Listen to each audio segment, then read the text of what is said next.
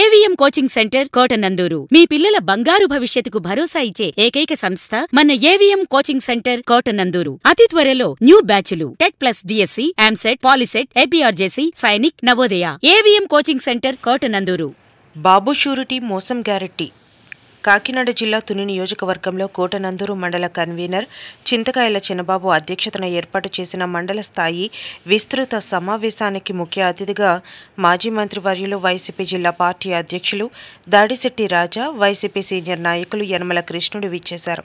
ఈ కార్యక్రమంలో దాడిశెట్టి రాజా మాట్లాడుతూ సంక్షేమ పథకాలు ప్రజలకు అందజేయడంలో విఫలమయ్యారని, కూటమి ప్రభుత్వం పట్ల నిరాశతో ఉన్నారని, కూటమి ప్రభుత్వ వైఫల్యాలను మహిళలు ప్రజల్లోకి తీసుకెళ్లాలని అన్నారు. తల్లికి వందనం కొంతమందికి అందిందని, అన్నదాత సుఖీభవ లేదని, సూపర్ 6 పథకాలని ప్రజలను మోసం చేశారని అన్నారు. వైసీపీ సీనియర్ నాయకులు యనమల కృష్ణుడు మాట్లాడుతూ గ్రామస్థాయి నుంచి కార్యకర్తలు బలంగా పనిచేయాలని, నియోజకవర్గంలో వైసీపీని బలోపేతం చేయాలని, జిల్లాలో ఆదర్శంగా నిలవాలని అన్నారు.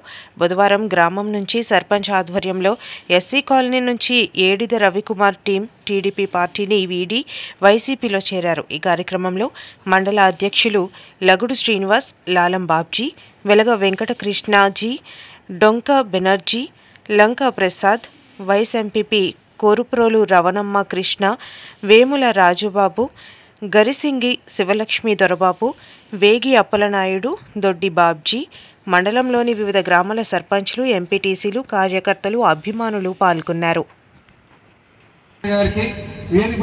పెద్దలందరూ కూడా నా హృదయపూర్వక నమస్కారాలు. పెద్దలందరూ కూడా తెలుగుదేశం పార్టీ అధికారంలోకి వచ్చిన తర్వాత చేసినటువంటి మోసాలు, దాన్నే జగన్మోహన్ రెడ్డి గారు మనం అధికారంలో ఉన్నప్పుడు మనం చేసినటువంటి పనులు ప్రజలకు తీసుకెళ్ళలేకపోవడం వల్ల మనం వాడిపోయాం. కనీసం తెలుగుదేశం పార్టీ చేసినటువంటి మోసాలను కూడా తీసుకెళ్ళలేకపోతే మళ్ళీ మనకు ప్రమాదాన్ని ఉద్దేశంతో బాబు షూరిటీ మోసం గ్యారెంటీ అనే కార్యక్రమాన్ని పెట్టి మనందరినీ ప్రజల్లోకి వెళ్ళే విధంగా, ప్రజలు కలుసుకునే విధంగా ఏర్పాటు చేసినటువంటి కార్యక్రమం. మరి మనం కూడా రేపు స్థానిక సంస్థలు వస్తున్నాయి. మనం ఈ విషయాన్ని ప్రజలకు స్పష్టంగా తెలియజేసుకోలేకపోతే మళ్ళీ మనకి అధికారులు ఉన్నారు కాబట్టి మోసం చేసి సక్సెస్ అవ్వడానికి వాళ్ళు చూస్తారు. తప్పనిసరి ఆ మోసాలు ప్రజలకు తెలియజేయగలిగినట్లయితే మళ్ళీ ఎక్కువ స్థానిక సంస్థలు మనం గెలుచుకోవడానికి అవకాశం ఉంటుంది. అదేవిధంగా గ్రామాలకే చిన్న చిన్న గ్రూపులు దయించి నియోజకవర్గంలో కూడా ఏకనాయకత్వం, బహునాయకత్వం ఇప్పుడు పనిచేయదు. రాజకీయానికి ఏకనాయకత్వం రాజా గారి వెనకాల మనందరం నియోజకవర్గంలో తిరగడానికి ఒకే మాట మీద నడాలని మీ అందరూ కోరుకుంటున్నాను నేను. అదేవిధంగా ఈరోజు రాజా గారికి అనేక బాధ్యతలు ఉన్నాయి. మన నియోజకవర్గం కాదు, 7 నియోజకవర్గాలను నెగ్గించి 7 నియోజకవర్గాలను చైతన్యం వచ్చే బాధ్యత కూడా రాజా గారికి చెప్పింది మన పార్టీ. దాంతోగా మన నియోజకవర్గంలో కూడా మనందరూ బాధ్యతగా చిన్న చిన్న విభేదాలు ఉన్నా రేపు స్థానిక సంస్థల ఎలక్షన్లో మనందరం కలిసి పనిచేసినట్లయితే తప్పనిసరిగా స్థానిక సంస్థలు చాలా చిన్నగా తీసుకోవద్దు. మనకు ప్రెసిడెంట్ సంతకం కావాల్సి వచ్చినా, గ్రామంలో డెవలప్మెంట్కి ప్రెసిడెంట్ తీర్మానం కావాల్సి వచ్చిన కొద్ది ఇబ్బందులు ఉంటాయి. ఇప్పటి నుంచే ప్లాన్ ప్రకారంగా రాజయ్య మరీ కోరుతున్న నియోజకవర్గంలో కొద్ది దృష్టి పెట్టి ఏ క్యాండిడేట్ అయితే నెక్కుతాడు, ఈ టైంలో ఏ క్యాండిడేట్ పెడితే మనకి తప్పనిసరిగా సక్సెస్ అవుతారనే విధానాన్ని దృష్టిలో పెట్టుకుని మీరు మమ్మల్ని అందరూ నడిపించినట్లయితే మేము అందరం కూడా మీ నాయకత్వంలో పనిచేయడానికి సిద్ధంగా ఉన్నాము కూడా ఈ సభాముఖంగా అందరినీ తెలియజేస్తూ, మరీ ముఖ్యంగా మన పార్టీ పోయిందని మనం బాధపడవలసిన పని లేదు. ఎందువల్లంటే సహజంగా చేలలో ఆకులు ఎండిపోతాయి, పూలు రాలిపోతాయి, పూలు ఒడిపోతాయి, కాయలు రాలిపోతాయి. మరి ఆ చెట్టు పుయ్యాలన్నా, చిగిరించాలన్నా, కాయ కాయాలన్నా కింద ఉండవలసినటువంటి ఏళ్ళు గట్టిగా ఉండాలి. నిజానికి మీరు అందరూ గట్టిగా ఉంటేనే పార్టీ కుర్చీలు ఉంటాయి. చేస్తున్నా చంద్రబాబు నాయుడు రోడ్డు మీదకి వస్తే పలానా కార్యక్రమం ఉందని రోడ్డు మీకు వస్తే ఎవరన్నా చంద్రబాబు నాయుడు మొహం చూడడానికి వస్తున్నారా? ఎవరన్నా? ఎందుకంటే ఈ చిన్న మీటింగ్కే ఇక్కడ 5 మంది విలేకరులు ఉన్నట్టున్నారు. చంద్రబాబు నాయుడు అయితే 150 మంది విలేకరులు ఉంటారు, లేదా 100 మంది ఉంటారు. వాళ్ళ తప్పితే ఎవరన్నా ప్రజలు మొహం కాదు చూస్తున్నారా? జగన్ వస్తే ఏమవుతుంది? జాతర. జగన్ వస్తే జాతర. ఈ రాష్ట్రంలో ఉన్న ప్రజలందరికీ ఒక బెంగ అయితే ఉంది. బయటికి ఎక్స్ప్రెస్ చేసినా చెయ్యకపోయినా ఈ రాష్ట్ర ప్రజలు అత్యంత ఇష్టంగా ప్రేమించే నాయకుడు జగన్ అన్నే ఏ మాత్రం భద్రత లేకుండా ఈ రాష్ట్ర ప్రభుత్వం భద్రత తీసి మరీ జనాలకు అప్పచెప్పేస్తుంది. అన్ని వేలాది మందిలో జగనన్న రోడ్డు ఎక్కితే 50,000 వస్తారో 1,00,000 వస్తారో తెలీదు.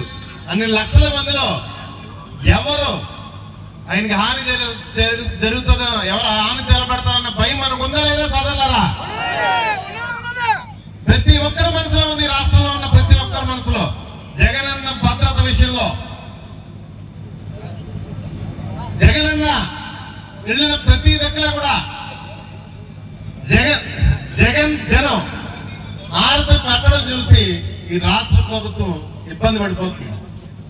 జగనన్న కల్పించాల్సిన భద్రత వేలాది మంది పోలీసులు బట్టి జనాలు రాకుండా జనాలను అణిచివేద్దామని చూస్తుంది. నిజమే కదా? ఇక్కడ పిల్లలు, మన పిల్లలు రప్పా రప్పా అని మాట్లాడుతున్నారు. ఒకటైతే నేను చెప్పదలుచుకున్నాను. ఆల్రెడీ చెప్పాను నేను పలు మీటింగ్ లో, మళ్ళీ చెప్తున్నాను. జగన్ గారు తనగా రప్పా రప్పా అని మాట్లాడలేదు. ఆయన మాట్లాడింది ఏంటి? ఒక ప్రెస్ మీట్ జరుగుతుంటే అక్కడ ఉన్న విలేకరు సోదరుడు అడిగాడు, ఏమండి మీ మీటింగ్ లో మీరు వెళ్ళి కాన్వాయ్లో ఒక అతను బోర్డు పెట్టుకుని రప్పా రప్పా మా పార్టీ వస్తే ఇచ్చేస్తామని చెప్పేసి అన్నాడు. అతను మీ పార్టీ కార్యకర్త కాదు, తెలుగుదేశం పార్టీ కార్యకర్త, మీ దగ్గరికి వచ్చేలాగా బోర్డు పట్టుకున్నాడని అడిగాడు. అడిగితే జగన్ గారు ఏమన్నారు? అతను తెలుగుదేశం పార్టీ కార్యకర్త, తప్పు చేశానని గ్రహించి మన పార్టీలో జాయిన్ అయ్యి చంద్రబాబు నాయుడు మీద కోపంగా ఆ మాట అన్నాడు. అది సినిమా డైలాగ్ లా ఉంది కదబ్బా, సినిమా డైలాగ్ మాట్లాడితే తప్పే ఉంది. ఎందుకంటే సెన్సర్ అది చూసే కదా సినిమాలో పెడతారు, అది చెక్ చేసే కదా మంచిదో కాదో అని. తప్పే ఉందన్నారు. ఇంకా నెల నాళ్ళ నుంచి ఈ మీడియా, ఎల్లో మీడియా, ఇంకా రాష్ట్రంలో వేరే సమస్యలు ఈ రప్పా రప్పా అంటేనే తిరుగుతున్నారు వాళ్ళు. ఎంత దారుణం జరిగినా, ఎంతమంది మహిళల మీద దాడి జరిగినా ఏమి లేవు ఇంకోళ్ళకి. అవన్నీ డైవర్ట్ చేయడానికి రప్పా రప్పా అంటే తిరుగుతున్నారు. సరే, రాష్ట్రంలో జరిగిన విషయాలు అలా ఉంచుతాం. ఈ మండలంలో వివోలు కానీ ఫీల్డ్ అసిస్టెంట్లు కానీ గత తెలుగుదేశం పార్టీ రాగానే మొత్తం అందరు ఉద్యోగాలు తీస్తుంది. వివోలు కానీ లేదంటే ఫీల్డ్ అసిస్టెంట్లు కానీ ఇంకా ఆపరేటర్లు ఉన్నారు పాపం, రైస్ పంపిణీ చేసే ఆపరేటర్, వాళ్ళందరికీ కూడా వైఎస్ఆర్ కాంగ్రెస్ పార్టీ గవర్నమెంట్ అధికారంలోకి రాగానే ఖచ్చితంగా ఎవరు ఉద్యోగాలు వాళ్ళకి ఇచ్చేస్తా అని చెప్పేసి మాట ఇస్తున్నాను. ఈ మండలి వ్యాప్తంగా ఎవరి జాబ్ వాళ్ళకి ఇచ్చేస్తాం, ఒక్కరు కూడా మార్చం. అదేవిధంగా జగన్ గారి పరిపాలన చేసేటప్పుడు